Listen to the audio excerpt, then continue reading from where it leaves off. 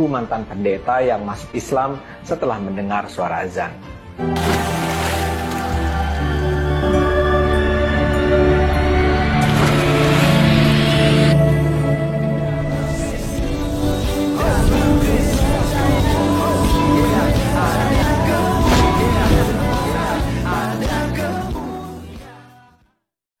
Salam Elechem Bisem Yeshua Hamasiah.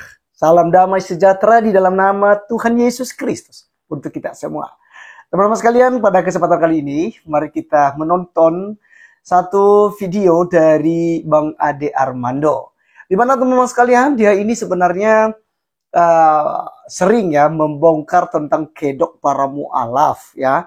Dan konten dari Ade Armando itu cenderung teman-teman sekalian untuk memberikan wawasan luas ya, edukasi kepada masyarakat Indonesia agar tidak gampang dibodohi, dikibulin atau ditipu oleh orang-orang yang berkepentingan ya khusus gitu ya untuk memeluk agama Islam gitu ya, misalnya seperti Ahmad Kainama, Ustadz Agustan, kemudian ada Bangun Samudra, ada Irene Handono, ya ada banyak lagi ya para mu'alaf yang kemudian ketahuan ternyata mereka ini punya motif yang berbeda. Dan tidak sedikit juga ada yang aslinya adalah Islam sejak kecil dan ngaku-ngaku mu'alaf untuk mengumpulkan donasi ya.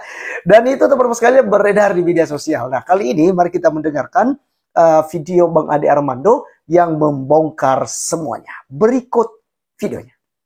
Aku mantan pendeta yang masuk Islam setelah mendengar suara azan. Channel-channel YouTube bersimbol Islam menyambutnya gembira. Video Cynthia diterima sebagai mu'alaf di sebuah masjid menjadi viral. Sebuah channel menurunkan judul "Pendeta asal Maluku Cynthia Theresia de Freitas menemukan hidayah dan mengucapkan syahadat." Kanal YouTube yang lain menulis "Hidayah suara azan, pendeta cantik di Maluku jadi mu'alaf." Dalam video itu hadir Cynthia yang bercerita tentang perjalanan spiritualnya. Dia lahir pada 1995 dengan orang tua Ambon dan ayah Belanda. Saat dia lahir, ayahnya seorang polisi warga Belanda pulang ke negara asalnya. Cynthia mengikuti pendidikan Alkitab di Universitas di Bali. Setelah lulus, dia memimpin sebuah gereja di Maluku Tenggara.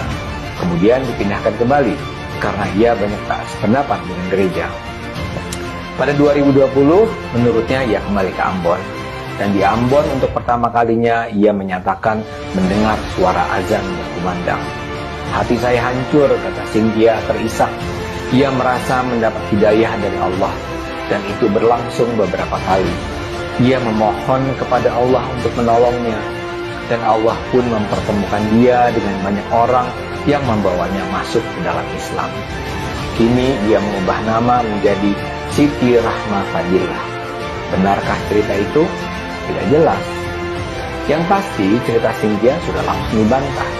Beredar pengakuan dari beberapa orang yang menyatakan diri sebagai tetangga dan kenal baik Cynthia. Ada Jun Karnenoya, Lisa Salakai, Tosi Patti Pelohi. Kalau berdasarkan cerita ketiga perempuan yang beredar di medsos ini, Cynthia bukanlah orang seperti yang diakuinya. Ayahnya bukan orang Belanda, dia bukan pendeta. Yang pendeta adalah mantan suaminya. Dia sendiri tidak mungkin mendapat pendidikan Alkitab di Universitas di Bali karena tidak ada Universitas di Bali yang memberikan pendidikan Alkitab. Dari pernikahannya, Cynthia sudah melahirkan 2 putra. Cynthia dan suaminya sudah berpisah, walau belum cerai. Dan perpisahan mereka terjadi karena antara lain kasus perselingkuhan dan penipuan arisan barang online.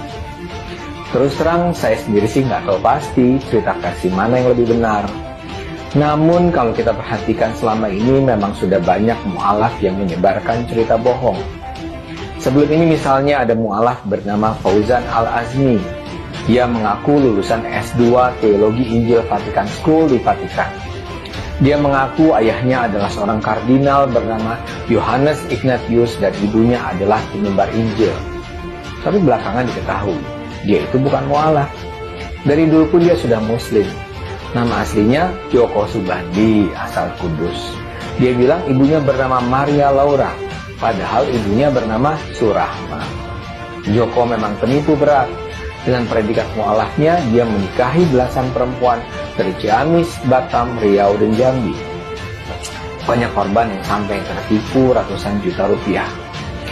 Begitu pula ada Chris Bangun Samudra. Dia mengaku alumni S3 di Vatikan.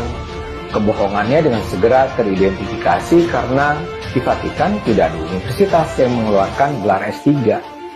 Belakangan terbongkar, dia cuma pernah bersekolah di SMA Katolik Seminari di Kota Blitar, Jawa Timur. Bahkan tidak sampai tamat.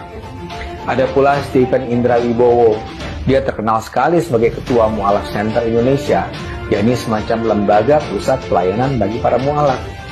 Dia ketahuan bohong mengaku sebagai mantan romo di Katedral Jakarta. Ketahuannya pun sederhana banget.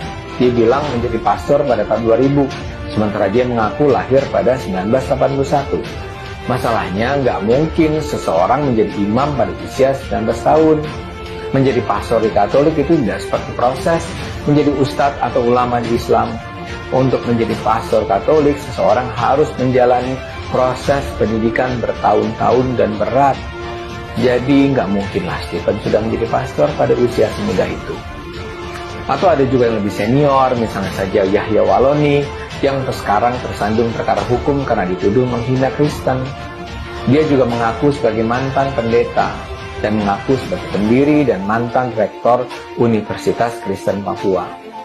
Belakangan ketahuan dia bohong, karena adanya bantahan dari Universitas Kristen Papua sendiri. Oke, teman-teman sekalian, itulah yang kita sudah tonton dari video Bang Ade Armando. Dan di situ kita melihat ya, ada Cynthia itu yang katanya itu karena dengar suara azan lalu tertarik dengan Islam, kemudian menemukan hidayah ya. Akhirnya mengucapkan 2 kalimat syahadat. Kemudian teman-teman sekalian ada beberapa yang lain di situ. Ada Ustadz Yahya Waloni, kemudian ada Ustadz Chris Bangun Samudra, ada Irene Handono, dan ada beberapa tadi ya yang sudah dibongkar oleh Bang Ade Armando. Teman-teman sekalian, apa pesan yang kita peroleh daripada mereka ini?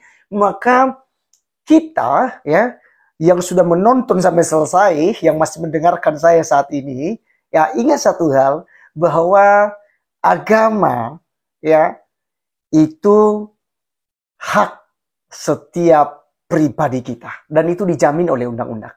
Anda mau memeluk agama apapun boleh, tapi jangan sampai Anda memanfaatkan agama itu untuk mencari cuan, untuk kepentingan yang lain, dan macam-macam gitu ya, untuk mencari jabatan, popularitas, dan menggunakan agama.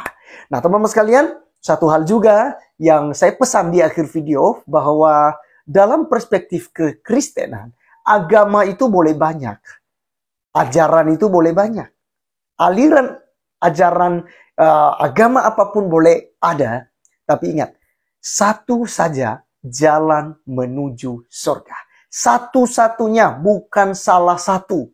Satu-satunya jalan masuk surga adalah melalui Yesus Kristus, Yeshua HaMashiach. Sebab dia berkata bahwa akulah jalan kebenaran dan hidup. Tidak ada seorang pun yang datang kepada Bapa kalau tidak melalui aku. Baik nabi, baik rasul, baik raja-raja, baik para tokoh agama di zaman sekarang ini tidak pernah mengklaim dirinya sebagai jalan menuju surga. Tapi satu-satunya yang mengungkapkan hal itu adalah Yeshua HaMashiach. Mengapa dia berani mengatakan demikian? Karena dia adalah Allah yang sejati. Mengapa dia adalah Allah? Ya karena dari sononya dia Allah. Dia berasal daripada Allah. Dia adalah kalimat, suara, firman daripada Allah ya, atau Tuhan. Itulah yang nujul ya menjadi manusia. Sama seperti kita teman-teman sekalian. Tetapi yang membedakan kita dengan Yesus Kristus, dia tidak pernah berbuat dosa. Dia mati di atas kayu salib demi saya dan teman-teman semua. Ya, dia mati. Dia yang tidak mengenal dosa. Dia yang tidak berbuat salah. Dibuatnya menjadi berdosa. Dibuat dia menjadi bersalah. Dia digantung di atas kayu salib untuk menebus saya dan saudara. Karena perbuatan baik tidak bisa menyelamatkan Anda. seberapa banyak perbuatan baik Anda sehingga Anda bisa diperbolehkan masuk surga. Itu tidak akan bisa. Manusia tetaplah manusia berdosa. Tetaplah sudah rusak. Dan tidak akan bisa menyucikan, menguduskan hidupnya sendiri. Kecuali dengan percaya dengan jalan yang sudah disiapkan oleh Tuhan bagi kita semua, yaitu melalui anaknya yang tunggal. Mengapa Yesus Kristus disebut sebagai anak Allah? Bukan berarti Allah beristri dan beranak. Itu adalah bahasa teologi.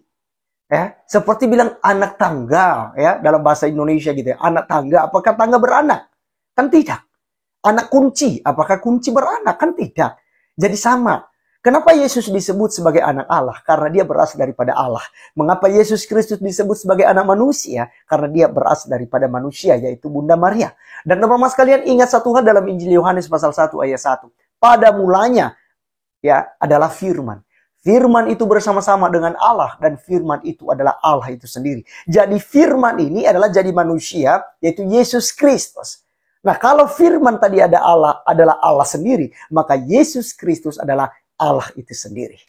Jadi jelas teman-teman sekalian, ini bukan karangan para pendeta, tapi itulah firman Tuhan yang dipahami oleh orang-orang yang menggunakan akal sehat. Terima kasih teman-teman sekalian, sekian video kali ini. Biarlah kita tetap bijak dan kita menjunjung tinggi nilai kasih. Beritakanlah dan sampaikanlah kebenaran, sampaikanlah Injil baik atau tidak baik waktunya. Karena itulah tugas kita bersama yang sudah diamanatkan oleh Tuhan kita Yesus Kristus. Saya Arif Gula undur diri, sampai ketemu di video berikutnya. Tuhan Yesus memberkati kita. Salam.